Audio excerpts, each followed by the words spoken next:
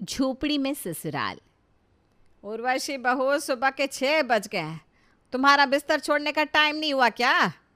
अब तो हम ये शहर की लड़कियों और उनके तौर तरीकों से एकदम परेशान हो गए। अब बताओ, सूरज कब का निकल गया, मुर्गे को बांग दिए 2 घंटे बीत गए, और ये बहू रानी अभी तक बिस्तर पर टांग पसारे सो रही है। कोई कायदा कानून ही नहीं होता है क्या शहर के लोगों का? सास जाकर बहू बेटे के कमरे का दरवाज़ा खटखटाए तो ही अपना बिस्तर छोड़ेंगे।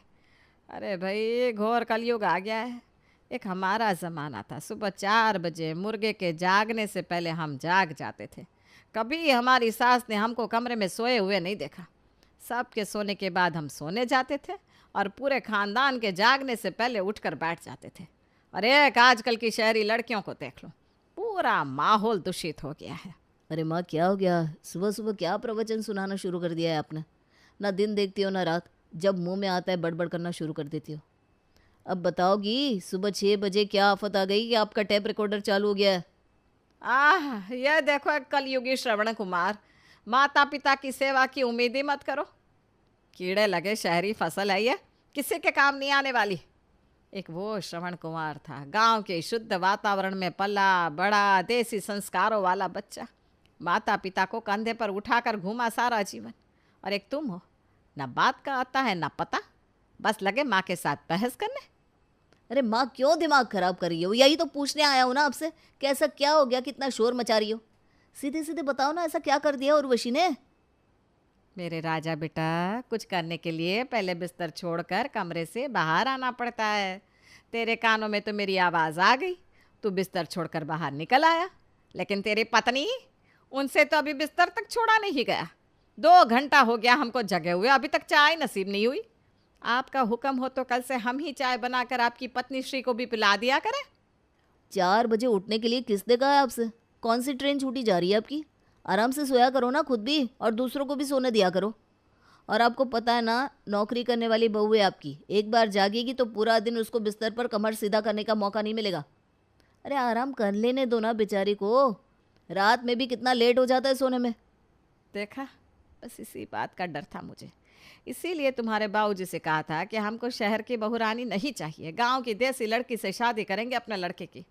जीवन भर हमारी सेवा करेगी, पैर धो धो कर पिएगी। ये देखो, शहर की लड़कियों को आए हुए 4 दिन हुए नहीं और लगती है पति को पल्लू से बांधने। अब देखो, बेटा भी बहू का ही हो गया। माँ की कोई बात समझ में नहीं आ रही बेटे को। अरे बेशरम, अपनी बीवी को बोल कि सोकर पेट भर गया हो तो अब सास ससुर के लिए 1 कप चाय बना दे। देख रहे हो विवेक, माँ जी जब देखो मुझे कुछ न कुछ सुनाती रहती है।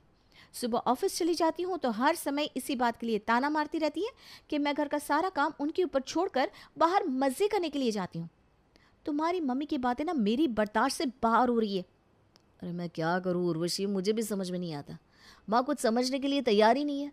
हर समय बस गांव और गांव की चीज़ों से हम लोगों को कंपेयर करती रहती है और जो मुंह में आता है सुनाती रहती है। कहने को तो मेरी माँ है, पर उनकी बातें अब मेरी बर्दाश्त से भी बाहर हो गई है। यार तुम तो फिर भी उनकी बहू हो, तुम्हारी क्या हालत होती होगी मैं समझ सकता हूँ। एक सोल्यूशन है मेरे पास। माँ जी को मेरे घर से बाहर जाने से ही समस्या है ना, ठीक है, मैं बॉस से बात करके कुछ दिन के लिए वर्क फ्रॉम होम ले लेती हूँ। हो सकता है मुझे घर में देखकर उनका पारा कुछ ठंडा हो जाए।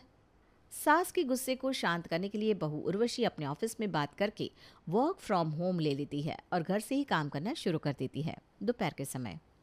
अरे बहू, आज खाने में क्या बनाया है? देख तो ज़रा टाइम कितना हो गया है। अरे भाई, कभी तो समय से खाना खिला दिया कर। ये शहर वालों के तो खाने पीने सोने जागने किसी चीज़ का कोई समय नहीं होता। 11 बजे नाश्ता करेंगे, दोपहर में खाना 3 बजे खाएंगे और रात को 2 बजे सोएंगे। अरे भाई, कायदे से दोपहर के 12 तक लंच कर लेना चाहिए। अब तुम शहर के बच्चों को क्या समझाए? इनकी रात तो तब होती है जब आधा गांव जग चुका होता है। तभी तो 100 बीमारियों ने घेर रखा है शहर के लोगों को। माँ जी आज मैंने कोफ्ता बनाया है, बस 10 मिनट रुकिए, खाना तैयार है। अच्छा चल, लगा दे खाना। और कल से ना मेहरबानी करके थोड़ा समय से खाना बना दिया कर। दोपहर का 1 बज रहा है, इतना लेट खाना देगी तो मैं कल से खाऊंगी ही नहीं। सास की बात सुनकर बहू जल्दी जल्दी खाना लगा देती है। खाना खाने के बाद, बहू देख, खाना तो तूने बना दिया, लेकिन तेरे हाथ के खाने में ना 10 पैसे का भी स्वाद नहीं है। पता नहीं ये शहर की लड़कियां क्या सीख कर आती है। खाने में न रंग है, न गंध है, न स्वाद। सारा मुंह का स्वाद खराब कर दिया तूने। क्यों माँ जी, खाना अच्छा नहीं बना क्या?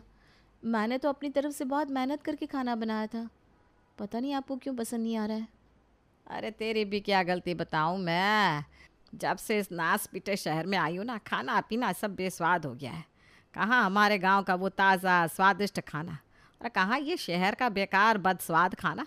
मेरे तो मुंह में स्वाद ही नहीं लग रहा किसी भी चीज़ का। माँ जी, हम तो अपनी तरफ से सब कुछ बढ़िया ही मंगवाते हैं। पता नहीं आपको कोई भी चीज़ पसंद क्यों नहीं आ रही।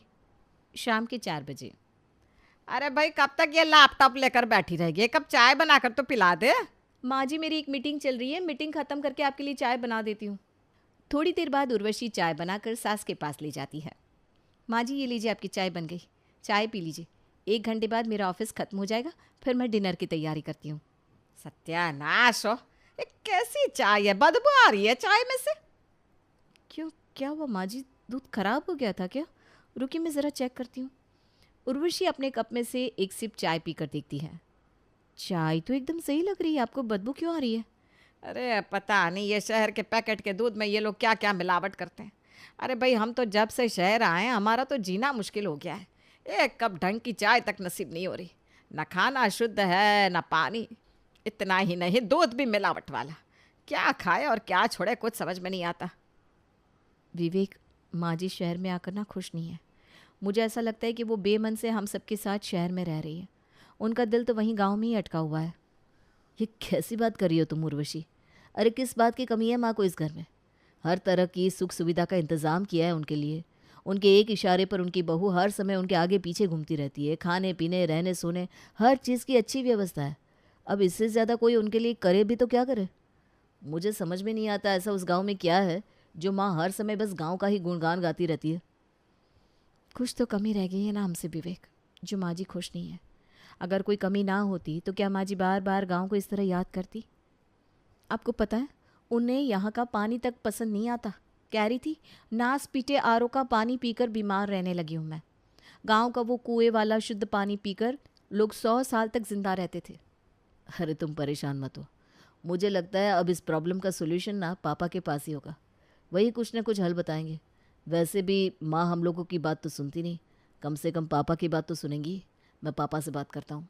देख रहे हो पापा, मम्मी ये गांव की रट तो पहले भी लगाती थी, लेकिन जब से उर्वशी शादी करके घर में आई है ना, उन्होंने जीना मुश्किल करके रख दिया है सबका। अरे वो शहर की पढ़ी लिखी लड़की है, नौकरी करती है, और मम्मी है कि किसी बात को समझना ही नहीं चाहती। आप ही बताओ पापा, आखिर ऐसी क्या कमी है माँ को कि यहाँ शहर में माँ सुबह शाम उठते बैठते सिर्फ गाँव की बातें करती रहती है? बेटा, तुम्हारी माँ के लक्षण तो मैं भी देख रहा हूँ, और ऐसा नहीं है कि सिर्फ तुम ही परेशान हो, उसकी हरकतों से मैं भी परेशान हूँ। अब तुम्हारी माँ को सही करने का ना बस एक ही तरीका बचा है मेरे पास, और वो ये है कि अगले हफ्ते के टिकट करो और गांव लेकर चलो अपनी माँ को। इस गांव में रहने का बहुत शौक है ना, बहुत याद आया करती है इसको सुबह शाम गांव की। तो ऐसा करते हैं, इसको गांव घुमा कर लाते हैं। कुछ दिन गांव में रहेगी तो गांव की याद आनी शायद बंद हो जाए। अरे पापा कैसी बात कर रहे हैं आप? अब नौकरी काम धंधा छोड़कर गांव में जाकर कैसे बैठ सकते हैं हम लोग? अरे बेटा, कभी कभार बड़े बूढ़ों की बात मान लेनी चाहिए। अब तुम मेरे पास समाधान पूछने आए थे ना, तो समाधान बता रहा हूँ, तो तुम बात नहीं सुन रहे हो। कोई बात नहीं, दफ्तर में छुट्टी के लिए बात कर लो। कुछ दिन के बाद है, मेरी बात मानो और मेरे साथ चलो। पिताजी के समझाने पर विवेक और उसकी पत्नी सास ससुर के साथ गांव जाने के लिए तैयार हो जाते हैं। अगले सप्ताह शनिवार की सुबह ही वे चारों गांव के लिए निकल पड़ते हैं। गांव पहुंचकर, विवेक, ये घर तो बिल्कुल झोपड़ी जैसा लग रहा है। बुरा मत मानना, लेकिन हम लोग कैसे रह पाएंगे इस घर में? कि इसी घर के लिए माँ जी सुबह शाम गांव गांव की रट लगाए रहती थी। अरे बेटा, कोई यूं ही थोड़ी ना हम लोग गांव छोड़कर शहर में बसने गए थे। आखिर इस घर में था ही क्या जो यहाँ रुकते। बेटा, बड़े दुख देखे हैं हमने। बहुत मेहनत करके सालों के संघर्ष के बाद शहर में अपना बिजनेस और मकान बनाया मैंने। लेकिन तुम्हारी सास की शिकायतें कभी बंद नहीं हुई। मैंने तो फिर भी किसी तरह बरसों तक झेल लिया, लेकिन अब बेटे बहू के साथ भी वो यही व्यवहार करेगी तो आखिर कब तक चलेगा। मैंने उसे गांव से दूर किया था ना, इसीलिए अपनी भूल सुधारने के लिए मैं उसे वापस गांव लेकर आया हूँ। अब वो अपनी झोपड़ी जैसे घर में रहेगी और वही देसी जीवन जिएगी। जिसे वो इतने सालों से जीने के लिए छटपटा रही है। मैं भी तो देखूं आखिर कितने दिन रह पाती है वो इस माहौल में। अरे भाग्यवान, बहुत बड़ी गलती हो गई जो तुम्हें इतने साल तुम्हारे घर से दूर रखा मैंने। अब देखो, खूब जी भर के झाड़ पोंछ के रहने लायक बना लो अपने घर को। और हाँ भाई, इस गलतफहमी में मत रहना कि तुम्हारे साथ साथ पूरा परिवार यहीं गांव में रहने वाला है। हम तो तुम्हें यहाँ छोड़ने के लिए आए थे। हम लोग 2 दिन बाद यहाँ से निकल जाएंगे। तुम्हें तुम्हारा गांव मुबारक हो। जिस किसी चीज़ की ज़रूरत हो हमें बता देना, मैं और विवेक सारी चीज़ों का इंतज़ाम कर देंगे। अरे कैसी बात करते हैं जी? मैं यहाँ पर कैसे रह पाऊँगी? क्यों नहीं भाई, क्यों नहीं रह पाओगी? शहर में रहने में भी तुम्हें दिक्कत है, अब गांव ले आए हैं तो यहाँ आकर भी तुम वही सवाल कर रही हो कि तुम यहाँ कैसे रह पाओगी। अरे भाई, ये तुम्हारा गांव है, तुम्हारी जड़ें हैं यहाँ। इससे बेहतर और कौन सी जगह होगी तुम्हारे लिए? मुझे पूरा यकीन है गांव से ज़्यादा खुशी तुम्हें और कहीं मिल ही नहीं सकती। अच्छा ठीक है, रह लूँगी। ऐसी भी क्या बात है, मैंने सारा जीवन यहीं बिताया है। यहाँ की हवा, मौसम, घर, आंगन सब मेरा अपना है। रात के समय सुनते हैं जी, करवट बदलते बदलते परेशान हो गई हो, लेकिन नींद नहीं आ रही है। क्यों भाग्यवान, ऐसा भी क्या हो गया तुम्हें कि नींद नहीं आ रही?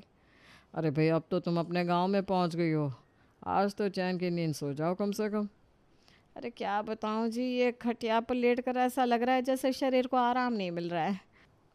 मुझे लगता है वो शहर के मुँह गद्दों की आदत हो गई है कमर को, इसीलिए खटिया पर आराम नहीं लग रहा। अरे भाग्यवान, तुम्हें तमाम तरह की सुख सुविधा देने के लिए और इस झोपड़ी से बाहर निकालने के लिए मैंने सालों दिन रात मेहनत की। और जब हम उस मुकाम पर पहुंच गए कि अपने लिए एक अच्छा सा घर खरीद सके, तमाम तरह की सुख सुविधाओं का इंतज़ाम कर सके, तो तुम्हें सिर्फ शिकायत ही रही। अब तुम्हें यहाँ 4 पैसे दिक्कत क्यों हो रही है? बोलो मत। शहर के उस एसी वाले कमरे में आराम की नींद लेते समय तुम हमेशा शिकायत करती थी। तुम्हें तो ना वहाँ के आरामदायक पलंग पर सोना अच्छा लगता था, ना एसी की ठंडी हवा में। और हाँ, तुम्हें आरओ का पानी पीने में भी समस्या होती थी ना। ये लो बाल्टी, अपने लिए कुएं से 1 बाल्टी पानी खींच लो। पति की बात सुनकर सुभद्रा पानी की बाल्टी लेकर कुएं की तरफ जाती है। अरे सुभद्रा, तुम कब आई गाँव? कल ही आई हूँ। और बताइए कैसे हैं आप लोग? अरे सुभद्रा बहन, कैसे होंगी? बस काट रहे अपनी ज़िंदगी यहाँ गांव में। ना यहाँ पर ढंग से पीने का पानी है, ना कोई सुख सुविधा। बस सज़ा की तरह ज़िंदगी बिता रहे अपनी। लेकिन आप लोगों ने तो सुना शहर में अपना पक्का मकान बना लिया है, फिर यहाँ कैसे आना हुआ? कुछ काम था क्या? अरे नहीं नहीं, काम तो नहीं था। सच बताऊँ तो शहर तो चले गए हम लोग, लेकिन मेरा तो दिल गांव में ही रह गया। देखो, शहर में ना चाहे लाख सुविधा हो, लेकिन गांव वाली बात नहीं है वहाँ। अरे भाई, बड़ी अजीब हो तुम तो। अरे भाई, ऐसी क्या समस्या है तुम्हारे शहर वाले घर में जो तुम्हें वहाँ जाकर गांव की याद आ रही थी? यहाँ गांव में रहकर हम गांव वाले कितना कुछ सह रहे हैं, ये हम ही जानते हैं। गरीबी इतनी है कि पक्का मकान बनवा नहीं सकते। 3-3 दिन बिजली नहीं रहती। पानी लेना हो तो कुएं पर खींचने जाओ। अरे इतनी गर्मी में ना तो घर के अंदर बैठा जाता है ना बाहर। बच्चों के लिए ना ढंग का स्कूल है ना कॉलेज। चाह कर भी बच्चों को अच्छी शिक्षा नहीं दे सकते, ना ढंग का रोज़गार है। अरे भाई साहब ने कितनी मेहनत करके शहर में पक्का मकान बनवाया। तुम्हारे बेटे विवेक को पढ़ा लिखा कर अफसर बना दिया, और तुम कहती हो कि तुमको गांव की याद आती है। अरे तुम्हारी बात तो हमारे समझ में ही नहीं आ रही। हाँ ठीक है, मानते हैं कि गांव में शहर जितनी सुख सुविधा नहीं होती, लेकिन गांव जैसा शुद्ध वातावरण भी तो नहीं है शहरों में। शहर में रहना मतलब बीमारियों को न्योता देना। अरे सब तुम्हारे मन का वहम है।